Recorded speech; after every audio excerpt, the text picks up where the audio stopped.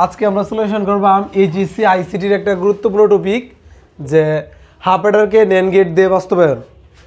Half Eder এবং ফুল Eder এই দুটো টপিকই বেশ ইম্পর্টেন্ট। এর মধ্যে আজকে যেটা আলোচ্য বিষয় হলো হাফ অ্যাডারকে NAND গেট দিয়ে বাস্তবায়ন। হাফ অ্যাডার সাধারণত দুইটা সমীকরণ, একটা সমীকরণ আমরা S দ্বারা প্রকাশ করছি এবং দ্বিতীয় সমীকরণ আমরা C0 দ্বারা প্রকাশ করছি। প্রথম সমীকরণ হলো এরকম যে S equal A XOR B, আবার এটার ভাঙার রূপটা হলো A bar B plus A B বার, এগুলো আমার প্রথম সমীকরণ।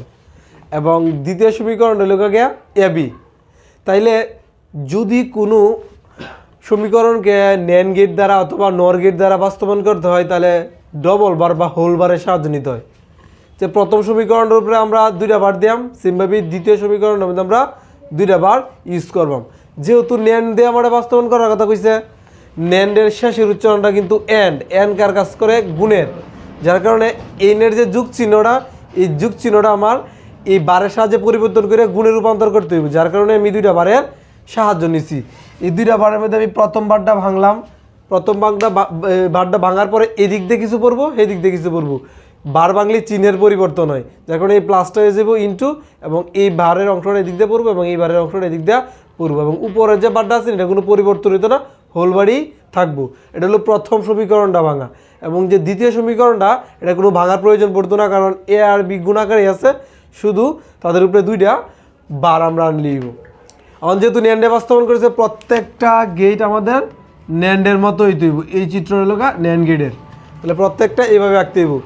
আমাদের প্রথম সমীকরণের যে কাজটা, এনে A বার আছে, তাহলে আমরা A থেকে ইনপুট নিলাম, এবং যেহেতু একটা ইনপুট এর থেকে আবার নিতে হইব, নিয়ে জাস্ট একটা NAND গেটে কে দিলাম, তাহলে আমরা A বারের কাজ হয়ে যাব।